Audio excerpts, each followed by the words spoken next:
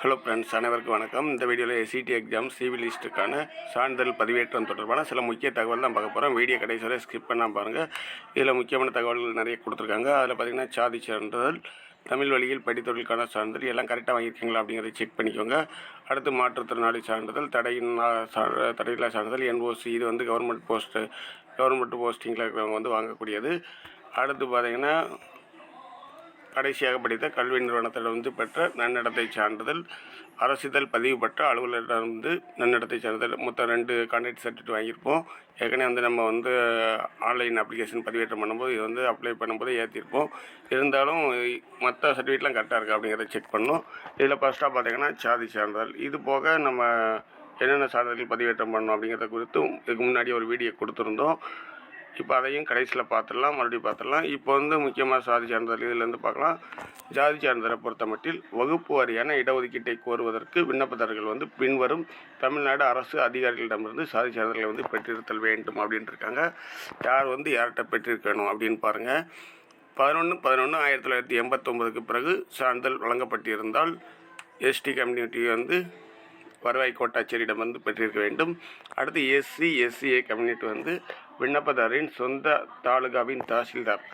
அடுத்து BC, MPC, DNC இவர்கள் யார்கிட்ட வாங்கியிருக்காங்கன்னா தலைமையிடத்து துணை தாசில்தார் அல்லது சிறப்பு துணை தாசில்தார் அல்லது மண்டல துணை தாசில்தார் அல்லது துணை தாசில்தார் சான்றிதழ்கள் இவர்களிடம் ஜாதி சான்றிதழ்கள் பெற்றிருக்க வேண்டும். அவ்வளோதான். அடுத்து பார்த்திங்கன்னா பெண்களை பொறுத்தமட்டில் திருமணமான பெண்ணின் ஜாதி சான்றிதழ் அவரது தந்தை அல்லது தாயின் பெயருடன் மட்டுமே ஏற்றுக்கொள்ளப்படும். முதல்ல இன்சியில் ஒன்று அப்பா பேரில் இருக்கலாம், இல்லை அம்மா பேரில் இருக்கலாம். அப்படி இருந்தால் அவங்க MPCயா BCயா அந்த கம்யூனிட்டி கீழே வந்துடுவாங்க. சப்போஸ் கணவரின் பெயரில் இருந்தால் பாருங்கள், திருமணமான பெண் விண்ணப்பதாரின் சாதி சான்றிதழ் அவரது கணவரின் பெயருடன் வழங்கப்பட்டிருந்தால் பெண் விண்ணப்பதாரர் பொது பிரிவினராக GT கம்யூனிட்டியில் GT மட்டுமே கருதப்படுவார். GT பிரிவில் சேர்த்துருவாங்க ஜென்ரல் டர்னில்.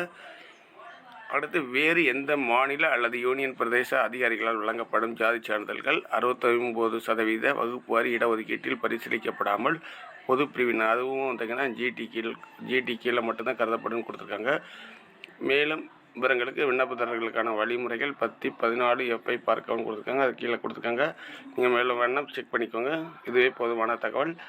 அடுத்து தமிழ் வழியில் படித்தவர்களுக்கான PSTM சான்றிதழ்.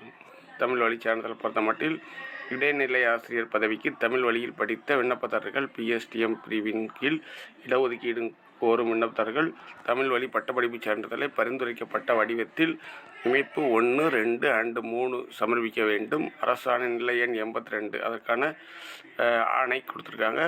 இதற்கு இணைப்பு கீழே கொடுத்துருக்காங்க. இந்த வடிவத்தில் தான் நம்ம தமிழ் வழி சான்றிதழ் பெற்றிருக்கணும். நீங்கள் ஏற்கனவே பெற்று பதிவேற்றம் பண்ணியிருந்தால் கூட இந்த டைப்பில் வாங்கிக்கோங்க. நீங்கள் படித்த கல்லூரியில் போய் இதுக்கு கிளாஸ் 1லேருந்து 12th வரைக்கும் வாங்கியிருக்கணும். 10th வரைக்கும் ஒரு ஸ்கூலில் படிச்சிருந்தீங்கன்னா 10th வரைக்கும் ஒரு சர்டிஃபிகேட்டும், 11th 12th வேறு ஸ்கூலில் படிச்சிருந்தீங்க அங்கே ஒரு சர்டிஃபிகேட், அடுத்து டீச்சர் ட்ரைனிங் படித்ததுக்கான தமிழ் வழி சான்றிதழ் எல்லாத்தையும் தமிழில் வாங்கி வச்சுக்கோங்க.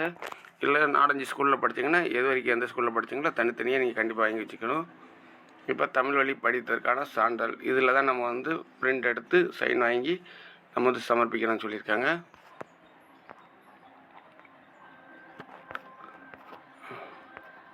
இது நீங்கள் கீழே பார்த்தாலே தெரியும்.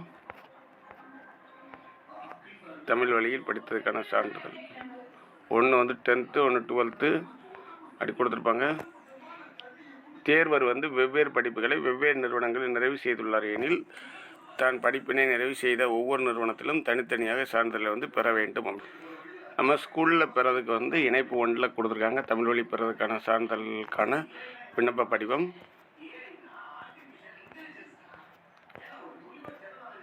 அடுத்து காலேஜில் பெறதுக்கான விண்ணப்ப படிவம் அது கீழே கொடுத்துருக்காங்க.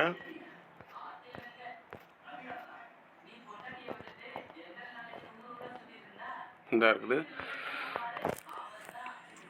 டிப்ளமோ, பட்டம், டிப்ளமோ, முதுநிலை பட்டம் இது கொடுத்துருக்காங்க, பார்த்துக்கோங்க. அடுத்தது போகலாம்.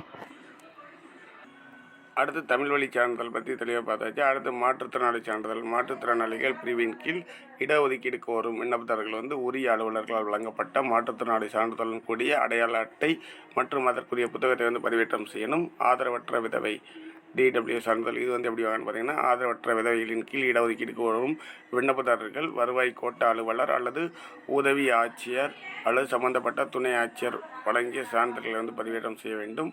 முன்னாள் இராணுவ ஊழியர் வந்து இடஒதுக்கீட்டின் கீழ் இடஒதுக்கீடு கோரும் முன்னாள் படை வீரர் சான்றிதழ், விண்ணப்பதாரரின் வெளியேற்ற புத்தகம், பிற சான்றிதழ்களை வந்து பதிவேற்றம் செய்ய வேண்டும். அடுத்து தடையில்லா சான்றிதழ். இது வந்து அரசு ஊழியர் பெற வேண்டிய சான்றிதழ், NOC. நீங்கள் கவர்மெண்ட் வேலை பார்த்துக்கிட்டு இந்த எக்ஸாம் இருந்தால் இந்த சான்றிதழ் வந்து பெறணும். இந்திய யூனியன் அல்லது இந்தியாவில் உள்ள எந்த ஒரு மாநிலத்தின் பணியில் உள்ள விண்ணப்பதாரர்கள் அல்லது உள்ளாட்சி அமைப்புகள் அல்லது பல்கலைக்கழகங்கள், இந்திய அரசு, இந்தியாவில் உள்ள ஒரு மாநிலத்தின் அதிகாரத்தின் கீழ் உருவாக்கப்பட்ட அரசு நிறுவனங்களில் பணிபுரிபவர்கள் தங்கள் விண்ணப்பத்தை அவர்களின் துறை தலைவர் அல்லது உயர் அதிகாரிகள் மூலம் அனுப்ப வேண்டியதில்லை. அதற்கு பதிலாக அவர்கள் குறிப்பிட்ட பதவிக்கு விண்ணப்பிப்பதாகவும் அமைப்பு 3 குறிப்பிட்டுள்ள படிவத்தில் தடையில்லா சான்றிதழ், அதாவது NOC சர்டிஃபிகேட் என்ற நிபந்தனையுடன் எழுத்துப்பூர்வமாக தங்கள் நியமன அதிகாரிக்கு முறையாக தெரிவித்த பின்பு நேரடியாக ஆசிரியர் தேர்வு வாரியத்திற்கு விண்ணப்பிக்கலாம். ஆசிரியர் தேர்வு வாரிய சான்றிதழ் சரிபார்ப்பில் கலந்து கொள்ளும் நேரத்தில் துறைத் தலைவர் அல்லது நியமனம் செய்யும் அதிகாரியிடமிருந்து தடையில்லா சான்றிதழை சமர்ப்பிக்க வேண்டும். இதுக்கு வந்து விண்ணப்பிக்கைக்கு வந்து நம்ம வந்து அனுமதி பெற்றால் மட்டும் போதும். ஆனால் வந்து நம்ம சர்டிஃபிகேட் வெரிஃபிகேஷன் வந்து அந்த NOC சர்டிஃபிகேட்டை வந்து சமர்ப்பிக்கணும். அதுக்கு தான் நமக்கு வந்து நோன்னு கொடுத்துருப்பாங்க. NOCக்கு கொடுத்து கூட நம்ம வந்து அப்ளை பண்ணியிருப்போம். ஆனால் சர்டிஃபிகேட் வெரிஃபிகேஷன் போது கண்டிப்பாக அதை வந்து காமிக்கணும். குறிப்பு: விண்ணப்பங்களை சமர்ப்பித்த பிறகு சான்றிதழ் சரிபார்ப்பிற்கு கலந்து கொள்ளும் அசல் ஆவணங்களுடன் தடையில்லா சான்றிதழ்களையும் சமர்ப்பிக்க வேண்டும். எந்த ஒரு நபருக்கும் எதிராக ஏதேனும் குற்றவியல் ஒழுங்கு நடவடிக்கை எடுக்கப்பட்டாலோ அல்லது அத்தகைய நபர்களுக்கு எதிராக ஏதேனும் தண்டனை விதிக்கப்பட்டிருந்தாலோ தடையில்லா சான்றிதழ் மற்றும் உண்மையான நியமனத்திற்கு முன் அத்தகைய விண்ணப்பதாரர்கள் இந்த உண்மையை உடனடியாக தெரிவிக்க வேண்டும். ஆசிரியர் தேர்வு வாரியத்திற்கு அவர்களின் பதிவு எண்ணுடன் குறிப்பிட வேண்டும். ஏதேனும் விதிமீறல்கள் இருந்தால் விண்ணப்பதாரர்களின் விண்ணப்பங்கள் வந்து முற்றிலுமாக நிராகரிக்கப்படும் கொடுத்துருக்காங்க. அடுத்து கடைசியாக படித்த கல்வி நிறுவனத்திடமிருந்து பெற்ற நன்னடத்தை சான்றிதழ். நன்னடத்தை சான்றிதழை அவர் கடைசியாக படித்த கல்வி நிறுவன தலைவரிடமிருந்து பெற்று பதிவேற்ற வேண்டும். விண்ணப்பதாரர்கள் தொலைதூர கல்வி முறையில் படித்திருந்தால் அதனை தேவையான ஆதாரங்களுடன் குறிப்பிட வேண்டும். எவ்வாறாயினும் அத்தகைய விண்ணப்பதாரர்கள் தொலைதூர கல்வி முறையினால படிப்புகளுக்கு முன் அவர் வழக்கமான படிப்பை மேற்கொண்ட நிறுவனத்திலிருந்து பெறப்பட்ட நன்னடத்தை சான்றிதழையும் பதிவேற்ற வேண்டும். அதாவது நம்ம தொலைதூர ஆன்லைனில் வந்து படிச்சிருந்தா நம்ம ரெகுலராக கடைசியில் எங்கே படித்தோமோ அந்த நன்னடத்தை சான்றிதழ் வந்து கண்டிப்பாக சமர்ப்பிக்கணும்னு இருக்காங்க. நம்ம வந்து தொலைதூர கல்வி வழியில் படித்தால் கூட. அடுத்து அரசிதழ் பதிவு பெற்ற அலுவலரிடமிருந்து நன்னடத்தை சான்றிதழ். அறிவிக்கப்பட்ட நாளிலிருந்து 3 மாதங்களுக்கு முன்னர் குரூப் A அல்லது B சேர்ந்த அரசிதழில் பதிவு பெற்ற அலுவலரிடமிருந்து பெறப்பட்ட எழுத்துச் சான்றிதழ், விண்ணப்பதாரின் பெயர், தந்தையின் பெயர், முழு முகவரி, அனைத்து அரசிதழ் பதிவு பெற்ற அலுவலருக்கு தெரிந்த காலம் குறைந்தபட்சம் 2 ஆண்டுகள் ஆகியவற்றை சான்றிதழ் சரிபார்ப்பின் போது சமர்ப்பித்தல் வேண்டும். எனக்கு வந்து 2 ஆண்டுகளை வர தெரியும் அப்படின்னு சொல்லி நம்ம வந்து நன்னடத்தை சான்றிதழ் வந்து பெற்றிருக்கணும். அடுத்து தேர்வு கட்டணம் கொடுத்துருக்காங்க. இது தேவையில்லை. இந்த சர்டிஃபிகேட்லாம் உங்களுக்கு கரெக்டாக இருக்கா அப்படிங்கிறத செக் பண்ணிக்கோங்க. இப்போ ஃபஸ்ட்டாக நம்ம மெயினாக பதிவேற்ற வேண்டிய சான்றிதழ்கள் பார்த்துடலாம். ஏற்கனவே முந்தைய வீடியோவில் பார்த்தாச்சு. இருந்தாலும் இன்னொரு முறை வந்து பார்த்துடலாம்.